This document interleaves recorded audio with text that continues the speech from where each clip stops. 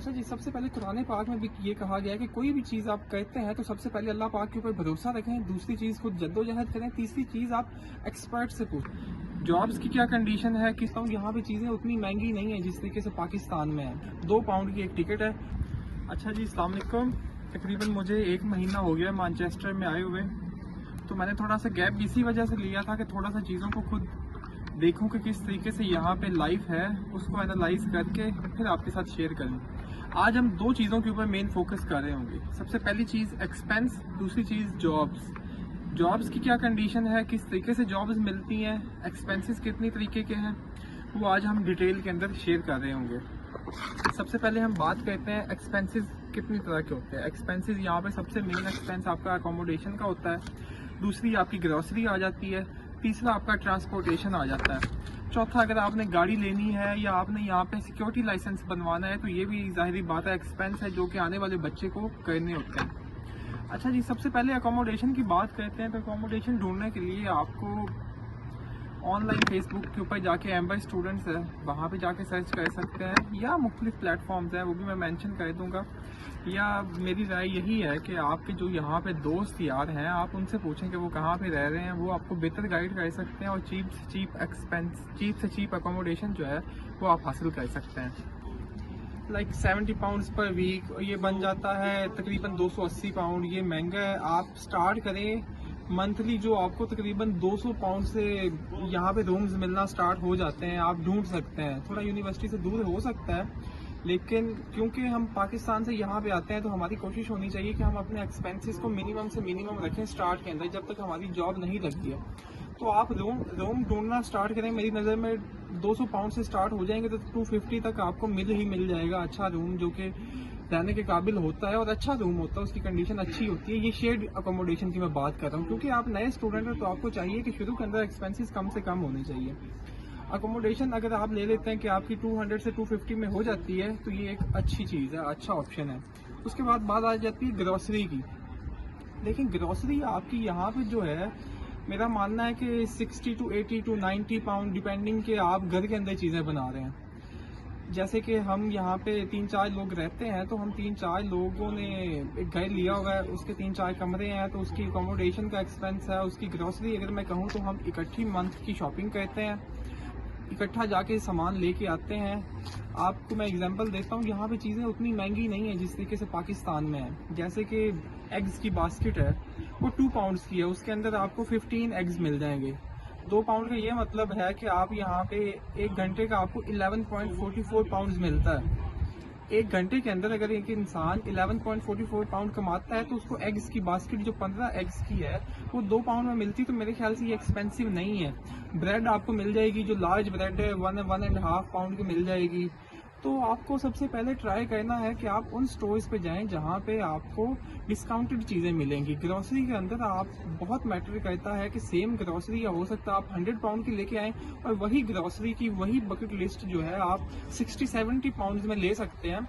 सिर्फ चीज़ ये करनी है कि आपने डिस्काउंटेड स्टोर्स पे जाना है। जैसे कि यहाँ पे बड़े बड़े स्टोर्स हैं, टेस्को is one of the example. तो आप अपनी ग्रॉसरी को बहुत कैलकुलेट करके इन चीज़ों को इकट्ठा रखेंगे।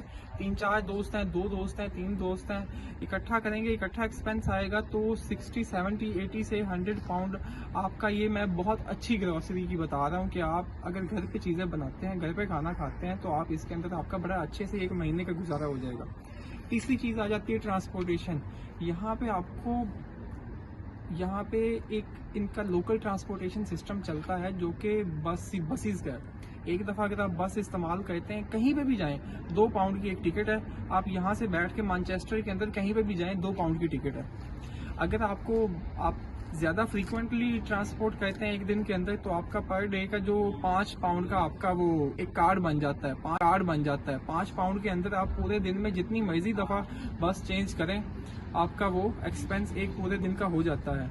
19 पाउंड का आपको वीक का कार्ड मिल जाता है और 63 पाउंड का आपका मंथ का मिल जाता है। तो जब तक आपके पास गाड़ी नहीं है तो मैं आपको कहूँगा कि आप कार्ड के लिए जाएं। आप एक कार्ड ले लें जो 63 पाउंड्स का है, तो 1 महीने की आपकी ये चीज़ें कवर कर देगा। उसके बाद अगर आपकी यूनिवर्सिटीज़ यहाँ पे साइड पे हैं, जैसे कि हडर्सफील्ड है, चेस्टर है, शेफील्ड हैलम है, या बाकी यूनिवर्सिटीज़ हैं जो कि यहाँ पे साइड पे सबर्ब्स में है, तो आपको चाहिए कि आप ट्रेन कार्ड भी बनवाएं। ट्रेन कार्ड के ऊपर सबसे पहले आप अपनी यूनिवर्सिटी का कार्ड बनवाएं। यूनिवर्सिटी कार्ड के ऊपर आपको 33% ट्रेन कार्ड के ऊपर ऑफ हो जाएगा। 33% बहुत बड़ा यहाँ पे ये एक नंबर है। उसके बाद आप आ जाएं जी, अगर आपने यहाँ पे अपनी कार लेनी है तो ठीक है, 1-2 महीने आप यहाँ पे जॉब करें। जॉब के बाद आपको अपनी कार ले लेनी चाहिए, क्योंकि यहाँ पे कार्स उतनी एक्सपेंसिव या उतना मुश्किल से नहीं ली जाती जितना पाकिस्तान में। यहाँ पे आप 2-3 महीने 4 महीने की सेविंग करके आप अच्छी गाड़ी ले सकते हैं। लेकिन मैं थोड़ा एक्सपीरियंस शेयर करूँगा, क्योंकि मेरे दोस्त यहाँ पे PSW पे रह रहे हैं, तो उन्होंने जो चीज़ें मुझे गाइड की हैं। अच्छा जी, सबसे पहले कुरान पाक में भी ये कहा गया है कि कोई भी चीज़ आप कहते हैं तो सबसे पहले अल्लाह पाक के ऊपर भरोसा रखें। दूसरी चीज़ खुद जद्दोजहद करें। तीसरी चीज़ आप एक्सपर्ट से पूछें। तो गाड़ियाँ लेते हुए आपको चाहिए कि अगर आपको गाड़ी का अच्छा नॉलेज है तो ठीक है, आप ऑनलाइन मार्केट में जाके देखें। लेकिन गाड़ी लेते हुए, क्योंकि मेरे कुछ दोस्त हैं जो यहाँ पे PSW के ऊपर हैं, तो उनका एक्सपीरियंस ऐसा रहा कि उनको गाड़ी स्क्रैप करनी पड़ी। तो अगर आप 500-700-800 पाउंड की गाड़ी लेते हैं तो you will end up scrapping the car. So it's best कि आप जाएं, आप 1200-1500 से मिनिमम 1500 तक आपको गाड़ी लेनी चाहिए। उसके ऊपर आपका रोड टैक्स आ जाता है, इंश्योरेंस आ जाती है। जो ये चीज़ें दो हैं, रोड टैक्स और इंश्योरेंस, ये पाकिस्तानियों के लिए न्यू चीज़ है।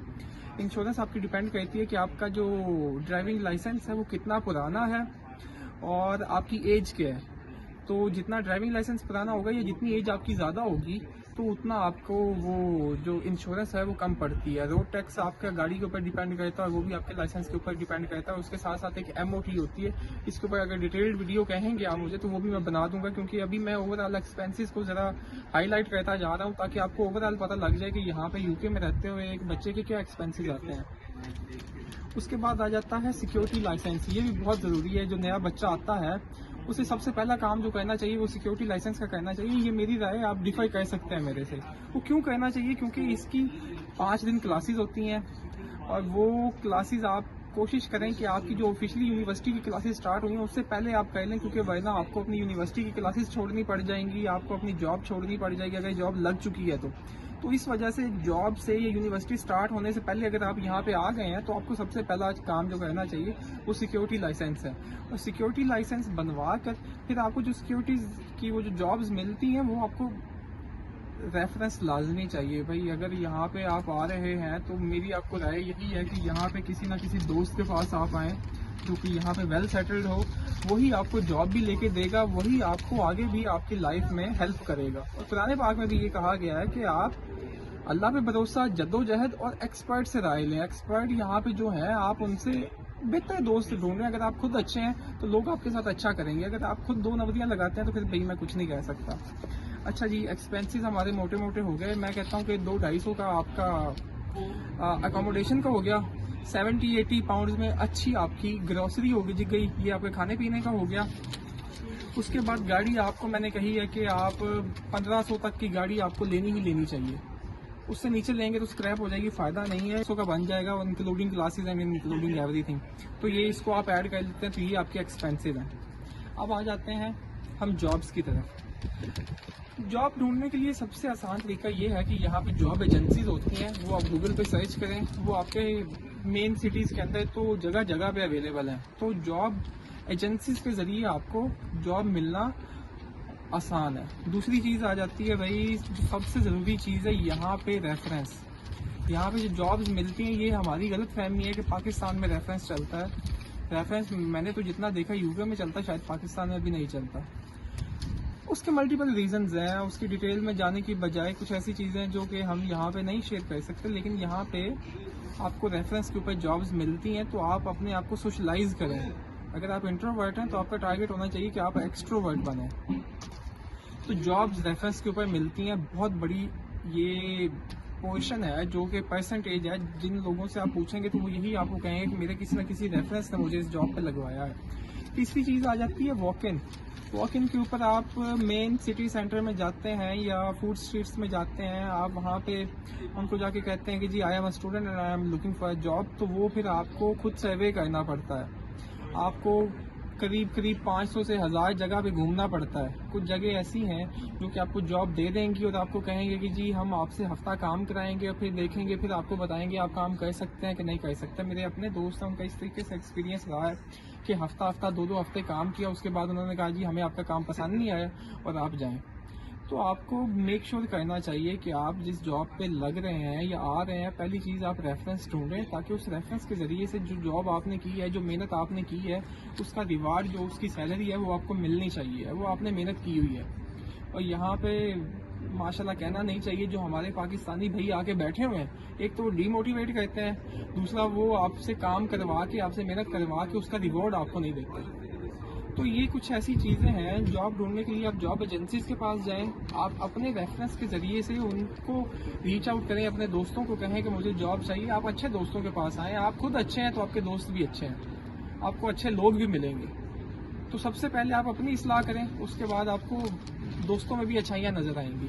तीसरी चीज़ है कि आप वॉकिंग के ऊपर जाते हैं और आप मुख्तलिफ स्टोर्स पे ऑनलाइन अप्लाई करें, इंडीड के ऊपर जाके आप ऑनलाइन अप्लाई करें, हर जॉब के लिए अप्लाई करें। आप 500,000 जॉब में अप्लाई करें, दिल छोटा नहीं करना, दिल बड़ा लेके आएँ, कम से कम 1.5 से 2 महीने का खर्चा लेके आएँ। मैं ये कहूँगा कि आपको 2,000 पाउंड मिनिमम लेके आने चाहिए हैं, उसके अंदर आपकी अकोमोडेशन या उसके अंदर आपके जो बाकी एक्सपेंसेस हैं ये सारे आ जाएंगे। और आप ये सोच के आएँ कि यहाँ पे इन्होंने आपसे मेहनत लेनी है और आपको मेंटली टफ होके आना पड़ेगा। मेंटली टफ इस वजह से होके आना पड़ेगा, आप फिजिकली हो सकता है टफ हो, लेकिन यहाँ पे आपको मेंटली भी टेस्ट किया जाता है। आप फैमिली से दूर हैं, आप अपने प्यारों से दूर हैं, तो ये चीज़ें हैं जो कि आने के लिए ज़रूरी हैं। बहुत शुक्रिया। कोई आपका ऐसा क्वेश्चन हो जो कि मैं अभी आंसर नहीं कर पाया, आप नीचे कमेंट कर दें, मैं इंशाल्लाह कोशिश करूँगा कि मैं एक एक को हर को रिस्पॉन्स दूँ। Thank you so much. अल्लाह हाफिज़। बहुत